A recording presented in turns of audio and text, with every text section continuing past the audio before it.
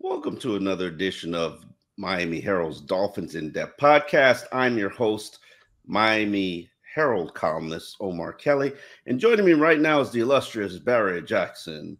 Barry, welcome back. It's Monday. It's the day before cut down day. This weekend, the Miami Dolphins did make some cuts, cutting Mike White. Head coach Mike McDaniel addressed why the decision was made to go with Skylar Thompson as the backup quarterback, which is not a decision that surprised most of us, considering Skylar had spent most of the training camp as the number 2 quarterback. And then they also cut Jody Fortson and put Anthony Schwartz on IR after he suffered a knee injury against the Tampa Bay Buccaneers. Fortson had a lot of upside and potential. He's a free agent addition, but he hadn't exactly delivered from a talent standpoint. I'm not necessarily certain what's going to happen there, but it looks like they're probably going to try to put Tanner Conner on their practice squad if he doesn't make the 53-man roster. Barry, we haven't gotten to the major cuts, which trims the roster down to 53, and the decisions about putting guys on IR versus putting guys on PUP. But we did get 2 announcements today. We did get a couple of announcements on PUP guys today, Barry. Go ahead. Yes, we did. Bradley Chubb, no surprise here. He will begin the year on the reserve PUP list, which means he's out 4 games. So the earliest he could come back would be in October. And we also got that announcement today about Isaiah Wynn. Now, Chubb was not at all surprised. Wynn wasn't really a surprise, but nevertheless, Omar, I think it was disappointing because when Isaiah Wynn was re-signed, everyone was under the impression that he'd be healthy after the quadricep injury that ended his season last October. That has not been the case. The Dolphins have not confirmed that it's the exact same quad. They've suggested it's a lower body injury, that it might be related to it. But regardless, he is out 4 games. So Rob Jones is your starting left guard. And Rob's had a good preseason, so I'm comfortable with that. But obviously, you'd like to see Isaiah Wynn back because when he played last year, those first 7 games before the Philly game, he graded out as one of the best pass-blocking left guards in the league. So you'd like to have him added back into the equation. It's just a shame that through his career in New England and here, he's just never been healthy for a full season, and that will again be the case. Cameron Good is the other guy who will start on PUP this year, so he'll miss 4 games. So as of this taping on Monday afternoon, the Dolphins have 85 players, of which 33 must be involved in some transaction tomorrow, meaning they must either be released or put on PUP in Odell Beckham's case, or put on injured reserve, or traded, or simply make the team. So 33 moves have to be made. In past years, the Dolphins split up cuts between Monday and Tuesday. Does not appear they've done that. Today, it looks like Tuesday is going to be the very heavy cut day for them. Now, you've done some digging on Odell. Tell us where that stands. McDaniel, non-committal today about whether he'll be put on the reserve PUP list before the 4 p.m. Tuesday deadline. Yeah, I think they've got to put him through a workout to see where he is. And if you really think about it, how decimated the receiver unit has been. If there was a time for Odell to sort of dust off all the rust and get out there and start practicing and developing some chemistry with Tua, it would be now. Because if we had to go to a game and play a game on Sunday, we're talking about Tyreek Hill with an injured hand, injured thumb. I haven't seen Tyreek catch a pass in a week. He runs routes, but he does not catch a pass. Then you've got Jalen Waddle, who came out with a compression sleeve on his left leg, in a red no contact jersey. Yes, he's out there practicing, but nobody can touch him, which is I'm fine with that. Then you get into, okay, who are your other receivers? Eric Uzukama did not practice today. Last time we saw him, his foot was in a boot in Tampa Bay from the injury he suffered in the joint practice. So that to me is your number 3 receiver. We know River Cracraft's probably headed to IR with his shoulder injury. And then we also have to take account that, okay, so you've got Tyreek injured, Jalen injured, Eric Uzukama injured. Okay, your next receivers are Braxton Berrios and Malik Washington. Right now, those are your only 4 that you can justify keeping. I want to throw some names by you. Some veteran receivers have just been cut within the past hour at the time of our taping late Monday afternoon. Sterling Shepard from Tampa, Donovan Peoples-Jones, an intriguing name from Detroit. He's had some success in the league. Russell Gage from Baltimore. Here's the problem with adding a veteran receiver. If you sign him to your 53, the vested veterans must get paid for the entire season if they're on your roster week 1. Second question is this. If you sign a guy who wants to play a lot, he might play a lot in week 1 if Odell's not available, or if Odell is available but is limited to just 10 or so snaps. But when everyone's healthy, the guy's probably not going to play a lot because Craycraft has earned the trust where come December, if everyone's healthy, you're probably going to be seeing obviously Tyreek and Jalen, obviously Odell, and then probably Craycraft with the trust he's earned. So if you sign one of these veterans now, it's basically just a fill-in basis. Would any of these guys be interested? Yeah. And then be on your contract all year. I would make the case, Omar, that even though I know it'd be radical to start the year with just 4 healthy receivers on your 53, and Tyreek and Jalen aren't even totally healthy, I could make the case that you could do that, keep Ezukama as your 5th, knowing he's not yet healthy, and sign 2 receivers to your practice squad who you will elevate at least one of them for the opener. That way you avoid having to pay them all season, but just bring in a veteran who can play in week 1 if need be, as opposed to trying to force it with a veteran receiver who you might need week 1 on your 53, but you don't necessarily need beyond that. You don't necessarily want to pay him. So how they handle receivers is going to be fascinating to me tomorrow. Is any of these names that I mentioned make your toes tingle? No, none of them do. However, I'm not opposed to adding a player to your roster. I agree with you. Probably has to be up if you're going to claim a guy or sign a guy. It has to be a young player with limited experience so that their entire contract does not become vested. That's really a week 2 situation for a vested veteran. I think there are going to be tons of vested veterans that are out there unemployed for week 1, and then people will be lining up for their services in week 2. That's just the nature of how the NFL does business. I am a Barry. You don't know this about me, but I'm a waiver wire poacher guy. I like to poach. I like to poach other people's talent. You just never know what you could find out on these streets, especially when you're trying to acquire some team's 57th or 58th guy, as opposed to trading for one, because that's also something that Chris Greer and Mike McDaniel have done at this point. One thing that I did find troubling, which and I know we're being patient right now because no team has made their cuts, and maybe the Dolphins are like waiting to see if teams are going to make their cuts or waiting to have these conversations tomorrow. Tua was asked to give his level of concern for his interior offensive line, and his answer was it fell very short of a vote of confidence. Well, brother, I'm trying to say it how Tua says it. I get the ball out fast, so I'm confident with anybody who gets up there. I'm confident with anybody who gets out there. Barry, if I said to the Miami Herald, you know what? If Barry shows up for work, it is what it is. I'm confident. I write my stories fast. I'll figure it out. Does that sound like a great endorsement for Liam Eichenberg and Robert Jones and Lester Cotton? I don't think Tua meant it at all as a slight to his interior lineman, because I think he's the last guy to insult any teammate. So I just took it as Tua being confident in himself. And we've seen this new Tua progressively more over the last year, a guy who shows much more confidence. And obviously you can thank 2 things for that. A, his success on the field that's validated in his own mind that he can play at a high level in the NFL. And 2, Mike McDaniel giving him confidence. So I did not take that as a slight. Now, as to whether the line is good enough, that's going to be interesting, because it looks like initially Rob Jones for 4 weeks and then Liam at center, because McDaniel is non-committal on Aaron Brewer. He's gone from optimistic to now non-committal. We saw a big laceration on his hand today, as you pointed out. And then right guard obviously is looking like either Lester Cotton or Jack Driscoll.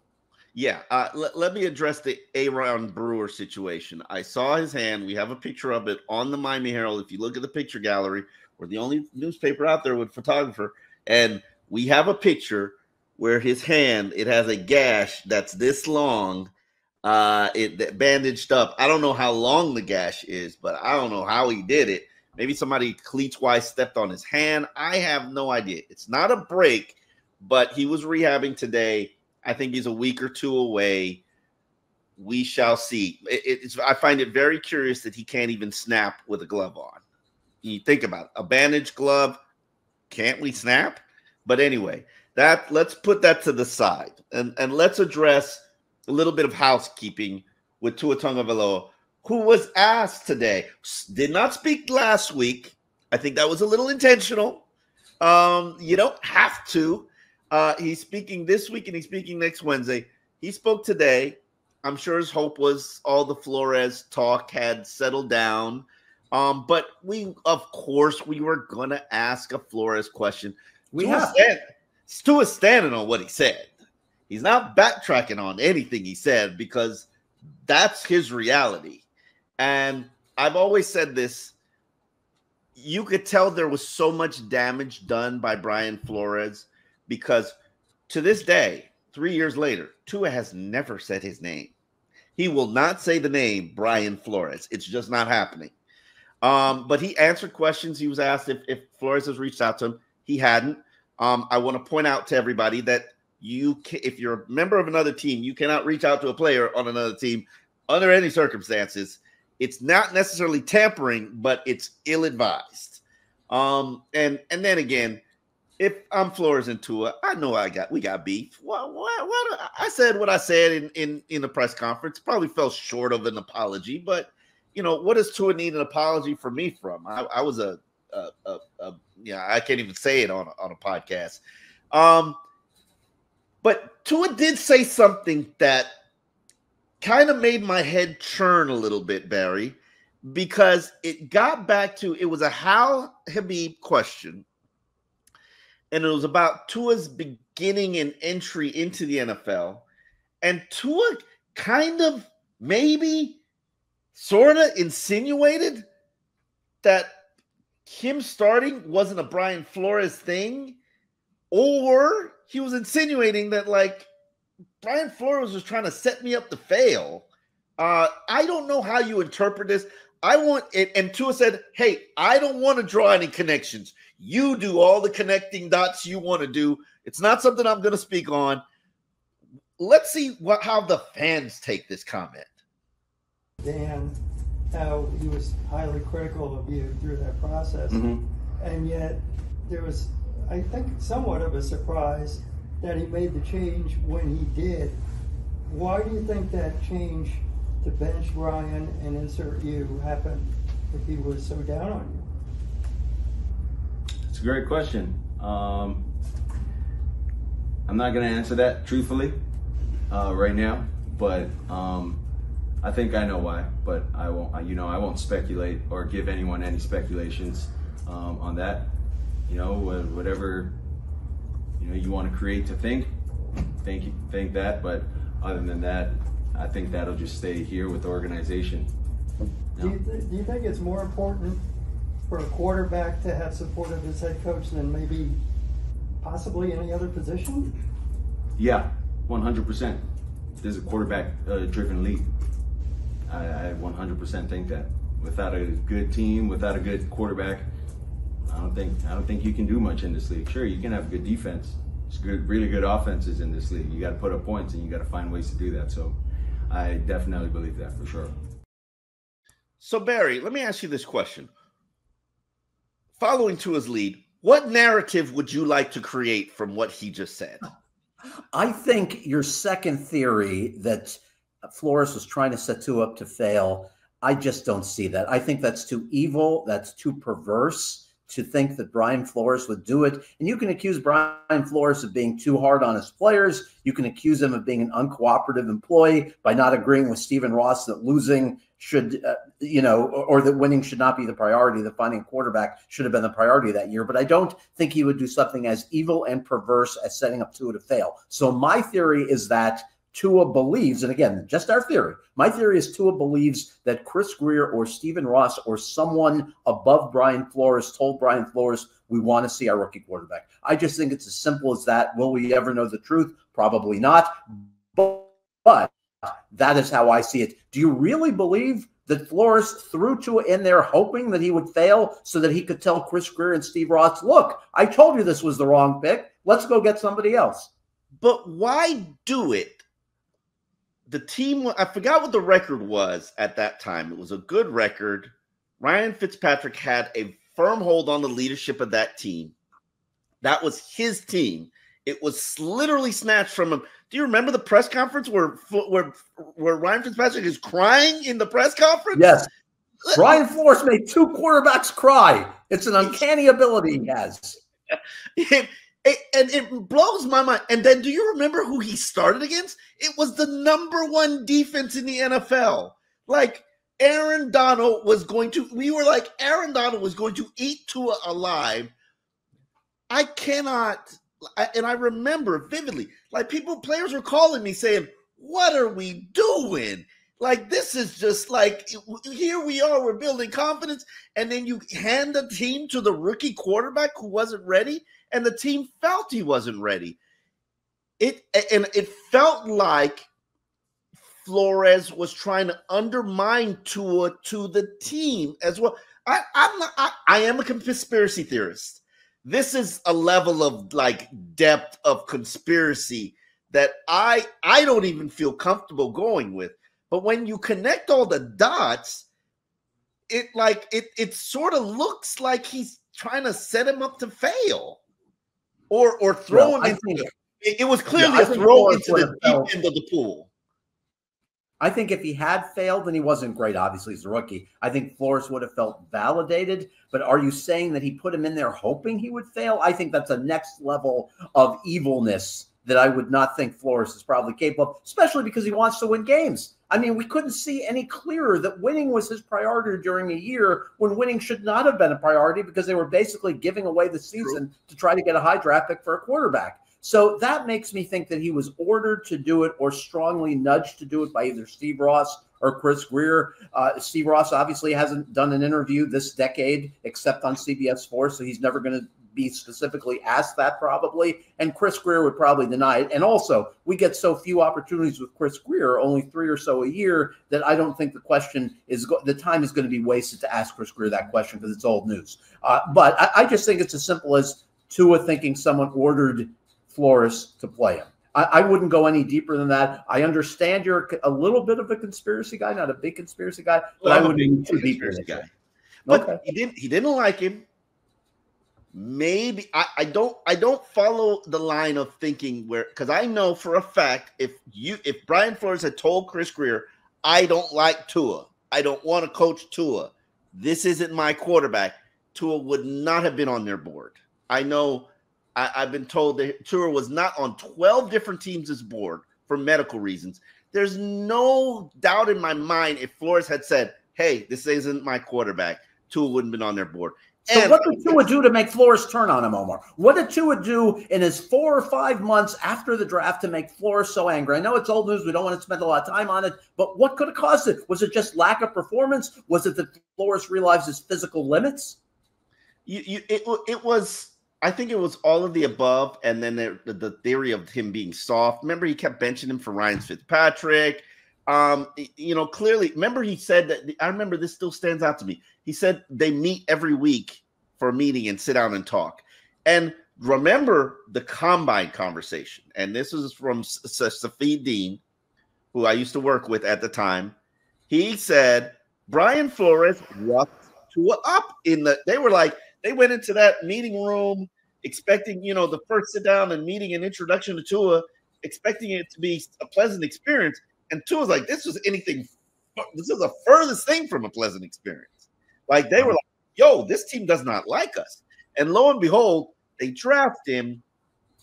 And I just don't know what to make of Tua's latest comment and why he wouldn't. Like, I gotta find out. I need to know the answer to this, because Tua wants me to connect some dots.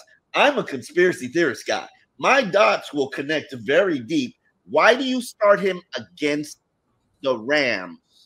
And why do you hand him the team when clearly there's an alpha who had the team? Yeah.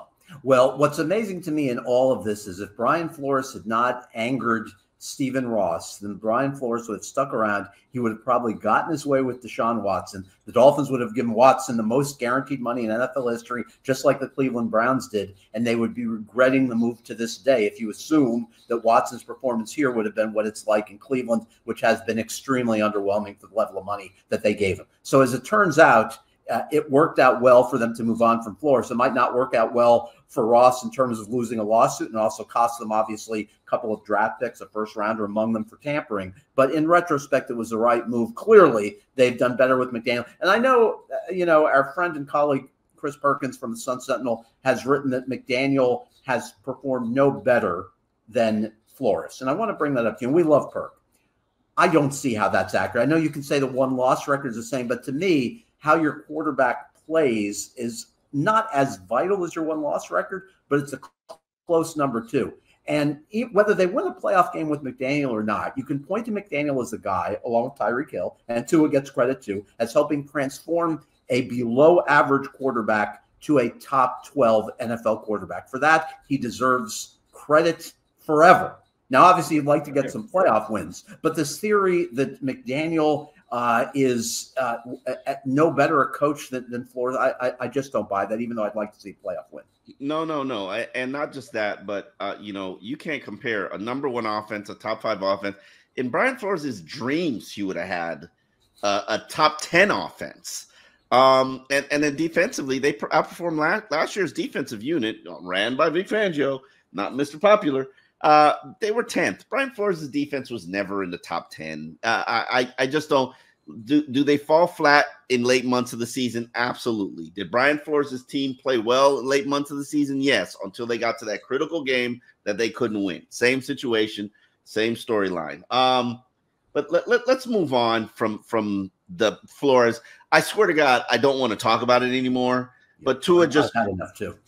Tua just poured some gasoline on this thing with this whole, I want you to connect the dots on what you think I'm trying to say. I'm not going to tell you, but hey, you figure it out.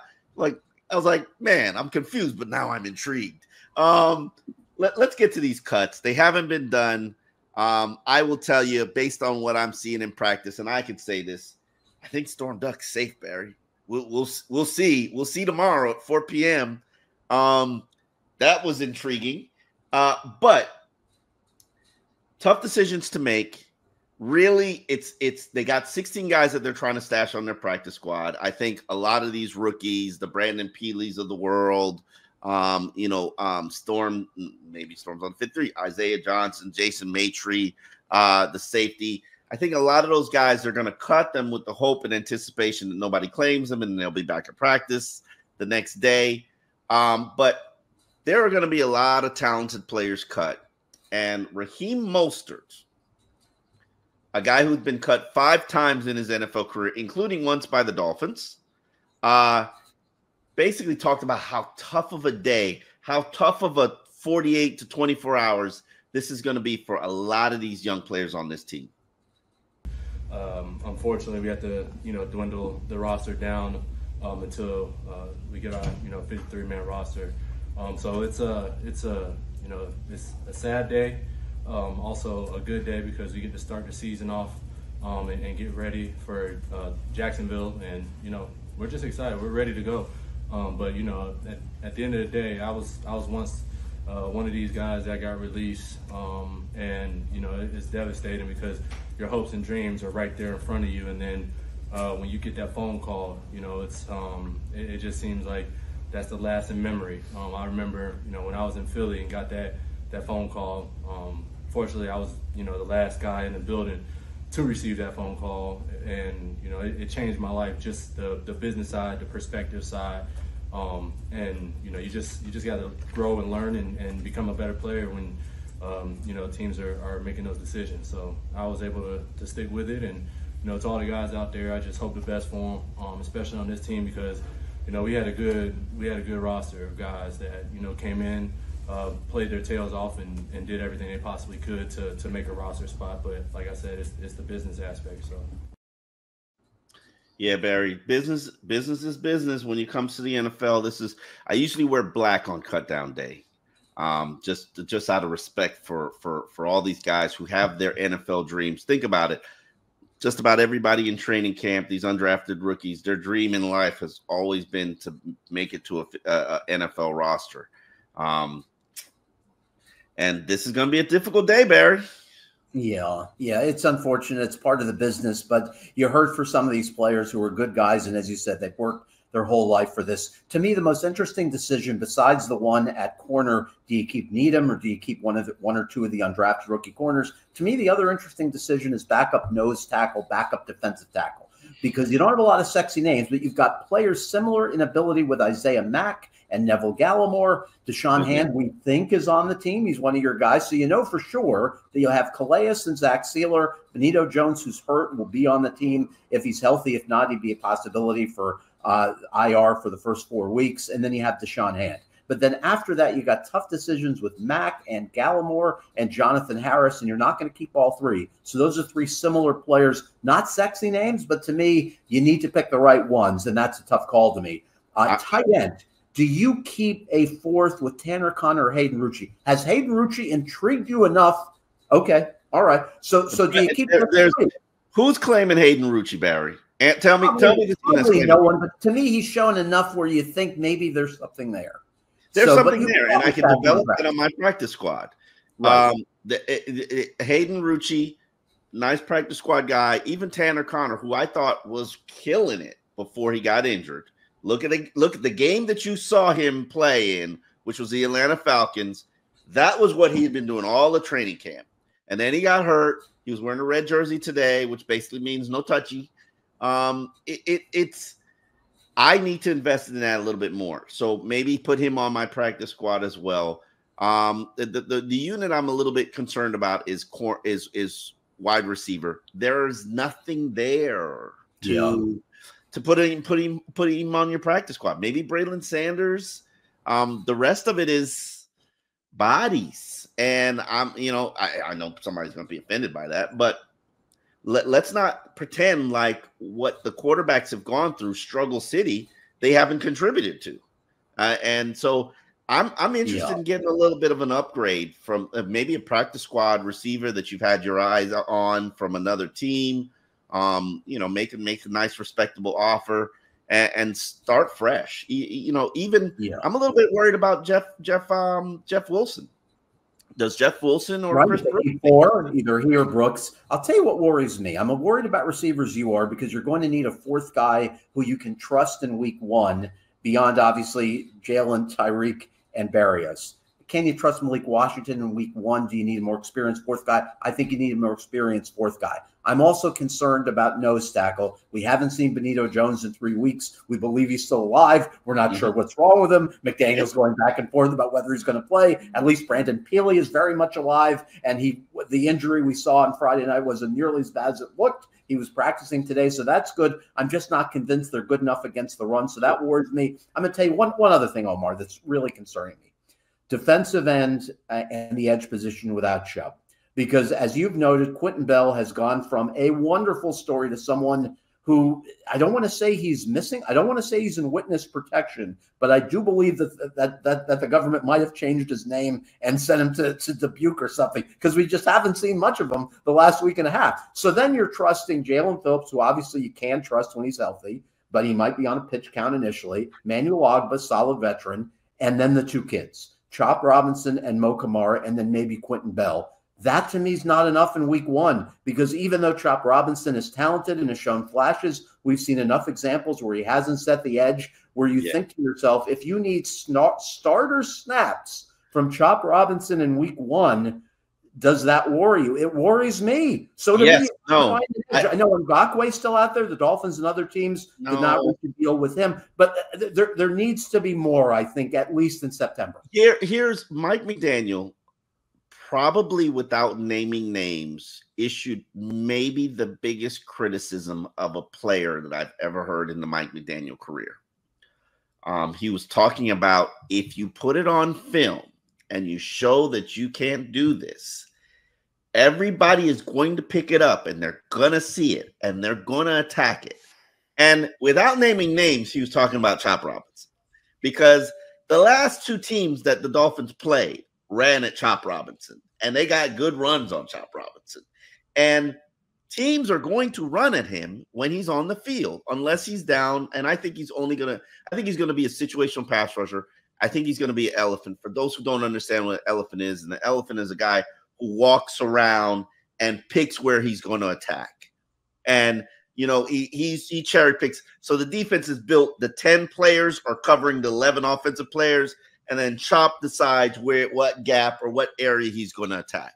And so it kind of prevents the opposition from sort of pinning in on him and saying, okay, we're going after this guy.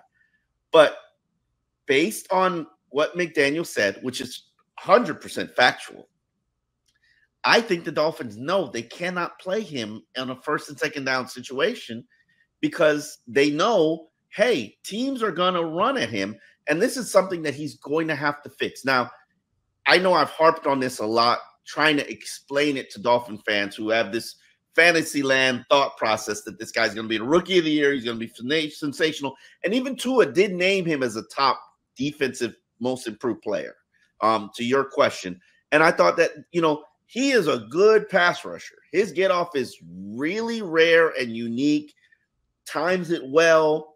He doesn't have too many pass rushing moves, but he can get pressure on the quarterback.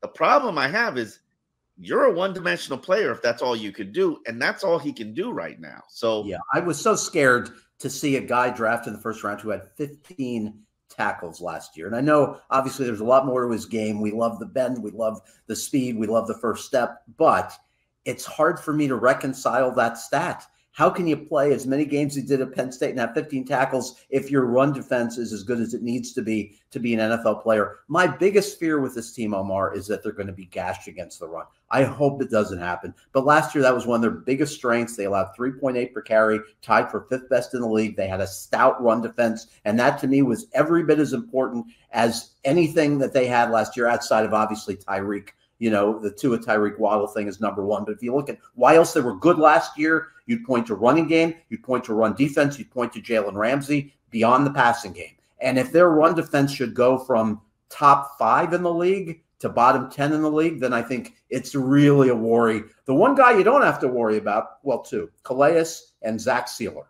Yeah, and Zach Sealer addressed how this defensive line is going to compensate for the loss of Christian Wilkins and their energy and the energy he brings.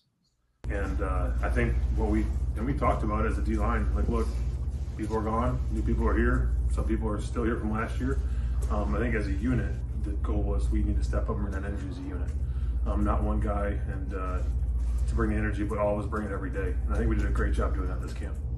What growth have you seen from Deshaun Hand? It's been awesome. He's just worked on his craft, worked on his technique, all off season, all last year, and then all camp. And man, he's been super impressive. I don't know, there's a stronger guy out there.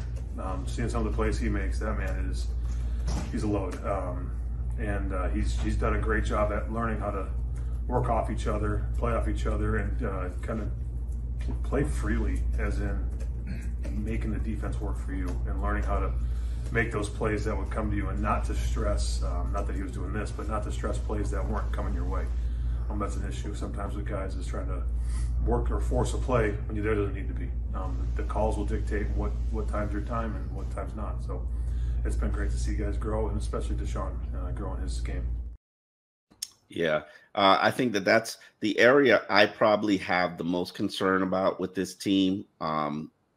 That would encourage me to go trade for somebody or address it with a waiver wire claim is nose tackle and that right guard spot. Those are not positions where I feel comfortable going into the season at right now, Barry. Yeah, and you have the money to do it. You have over $30 million in cap space. Now is the time for Chris Grier to be aggressive. And normally, Omar, I'm a little bit more conservative in terms of carrying over cap space money. Yeah. Sure, it'd be helpful to have the $30 million next offseason. But if you call yourself a team that is all in, then be all in and go out and find a quality starting guard and find a quality starting nose tackle if one's available that might be earning a little bit too much money for their team's liking, but one who will upgrade you. Go out and get those players. Trade a conditional 5th, trade a conditional 6th. Get it done, Chris Grier. And Chris Grier has been Mr. Trade these last 3 years. He's done everything. 5th round pick, Barry. That's too high of a price. Time to do it again. I want a starter for a 5th-round pick now. Yeah, absolutely has to be starter. I don't want a depth guy. I don't want a depth guy at guard. I don't want a depth guy at nose tackle. If I'm going to go out and get a player, get me an above-average starting player. I don't want any depth guys who are going to be the 49th guy on your team. Don't bother with that. Don't bother with that. Just go get me a starter. And you can't wait for the trade deadline, Barry? You need it right now. I guess you could if you want, but I'm worried about them being gashed against the run. Maybe I'm worrying too much. Maybe because of Zach Sealer and Calais Campbell, and in Zach and Calais we trust, just like in Butch Barry you trust. Maybe I'm being a little too concerned about it, but it worries me. It's gnawing at me that they might go from a team that's one of the best against the run to a team that's below average against the run. I hope I'm wrong, but to me, if you can shore up that area, you go out and do it this week. Definitely. Well, we will be back tomorrow when we've got the cuts decided and announced. We will be here to analyze all of that on the Miami Herald's Dolphins in Depth. On that note, we are out.